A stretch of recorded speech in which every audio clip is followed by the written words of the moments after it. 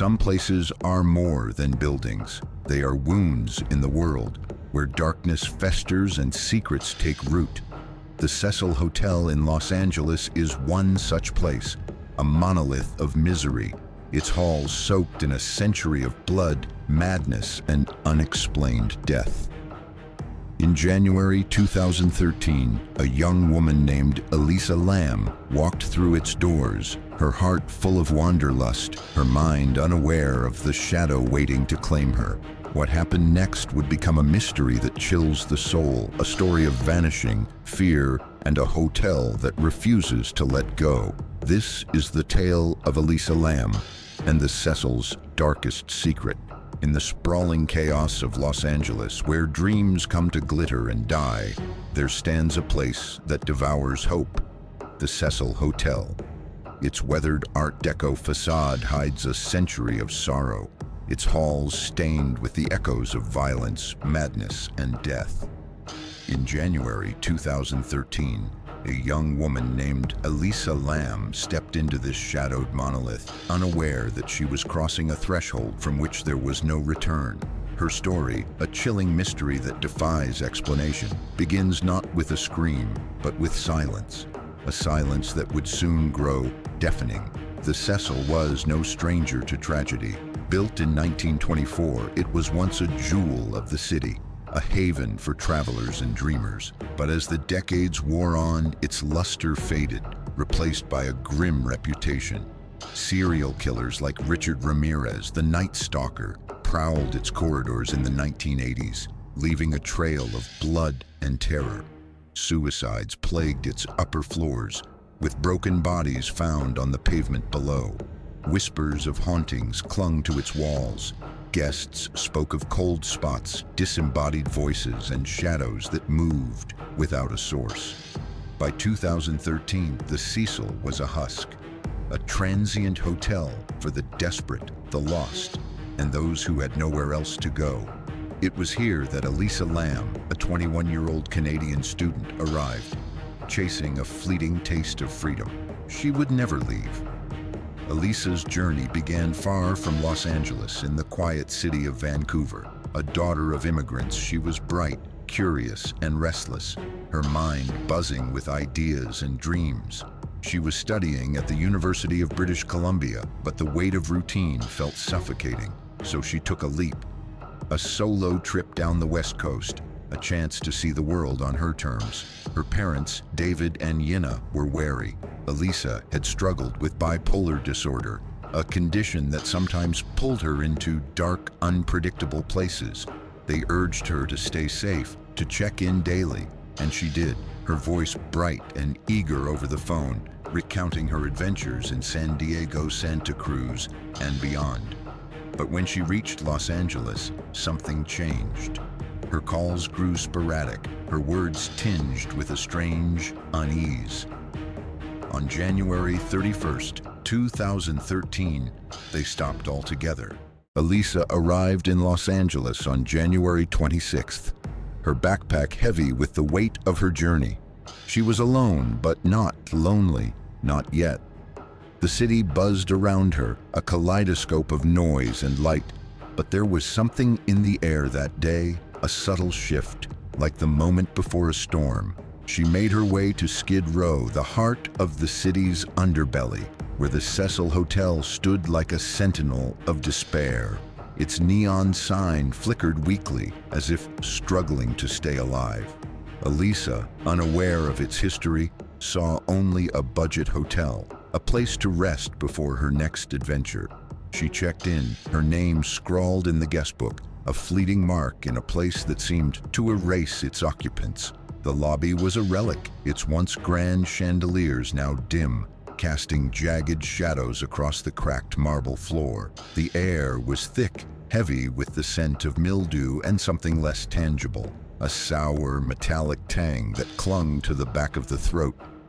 Elisa was assigned a shared room on the 5th floor, a cramped space with 2 other travelers. She was friendly at first, her smile disarming, her chatter filled with stories of her travels. But her roommates soon noticed something off. Elisa was erratic, her moods swinging wildly. She'd stay up all night, scribbling in a notebook, muttering to herself in a language they couldn't quite place. One morning, they found notes slipped under their pillows, scrawled messages that read, "Go home, leave, you're not welcome." The words were jagged, written in a trembling hand, as if penned in a frenzy. The roommates, unnerved, complained to the staff.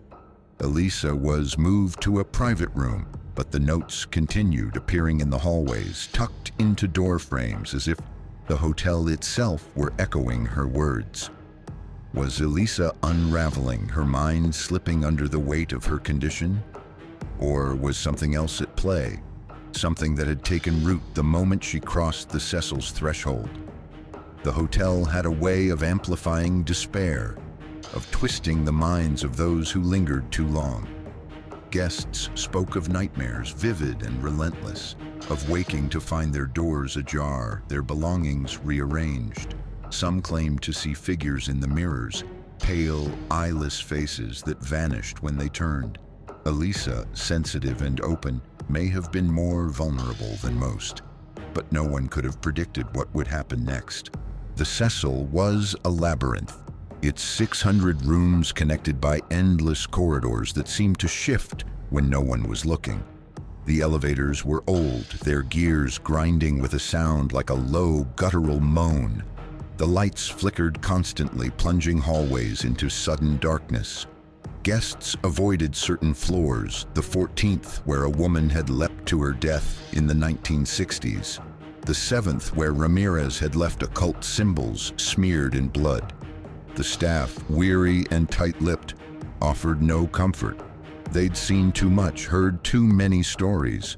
When Elisa's behavior grew stranger, they simply shrugged. "The Cecil does that to people," one clerk muttered, his eyes avoiding hers. Elisa spent her days exploring Los Angeles, visiting bookstores, cafes, and museums. She blogged about her trip on Tumblr, her posts a mix of excitement and melancholy. "I wish I could be fearless," she wrote in one entry, her words tinged with a longing that felt almost prophetic. She visited the last bookstore, a sprawling shop filled with towering stacks of novels, and bought a handful of titles to bring back to the hotel. But her nights were different. She rarely slept, her room lit by the glow of her laptop as she typed furiously, her posts growing cryptic. "I feel like I'm being watched," she wrote on January 29th, "not by people but by something else. It's in the walls."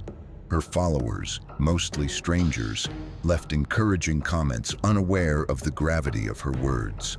On January 30th, Elisa was seen in the lobby, arguing with a man no one could later identify. He was tall, his face obscured by a hood, his voice low and urgent. Some said he was a guest, others a stranger who'd slipped in from the street. The argument was brief but heated, Elisa's hands gesturing wildly before she stormed off. The man vanished and no one thought to question him. The next day, January 31st, Elisa was spotted again, this time alone, pacing the lobby with a nervous energy. She clutched a small object in her hand, a key, perhaps, or something less mundane. Her eyes darted to the corners of the room as if tracking something no one else could see. That night, she entered the hotel's elevator for the last time. The footage is infamous now, a 4-minute glimpse into a nightmare. The hotel's security camera, perched in the corner of a creaking elevator, captured Elisa Lam at 2:30 a.m. on February 1st, 2013. The video is grainy, the colors washed out, but the horror is unmistakable. Elisa steps into the elevator, her red hoodie loose on her frame, her glasses glinting under the flickering light. She presses every button on the panel, her movements jerky as if driven by panic. The doors should close, but they don't. They hang open, revealing a dark hallway beyond, its shadows thick and impenetrable. Elisa leans out, her head swiveling left and right, her eyes wide with terror. She steps back, pressing herself into the corner of the elevator, her body curled as if shielding itself from an unseen threat. Her hands move strangely, waving in patterns that seem almost ritualistic, her fingers splaying and curling as if tracing invisible shapes in the air. She speaks, her lips moving rapidly, but there's no sound, no way to know what she's saying, or to whom. The elevator remains frozen, its doors refusing to budge, as if held by an invisible hand. Elisa steps out, hesitates, then returns, her movements growing more frantic. She presses the buttons again, her hands trembling, her breath visible in short, sharp puffs. Finally, she steps into the hallway, her figure swallowed by the darkness. The doors close at last, and the elevator ascends, empty. The timestamp glitches, skipping seconds, as if the footage itself is hiding something. The video, released by the Los Angeles Police Department weeks later, became a global obsession. Internet sleuths pored over every frame, dissecting Elisa's movements, the flickering lights, the tampered timestamps. Some saw a figure in the hallway, a fleeting shadow that appeared and vanished in a single frame. Others noted the way Elisa's hands moved, comparing them to occult gestures, to spells, to desperate pleas. The elevator's refusal to close sparked theories of mechanical failure, of sabotage, of something supernatural. But one question lingered above all. Who or what was Elisa interacting with? Was she alone, her mind fractured by fear and illness? Or was there something else in that elevator just out of sight, waiting for her to step into its embrace? Elisa's disappearance was not discovered immediately. She was a traveler, a wanderer, and the Cecil's staff were accustomed to guests coming and going without notice.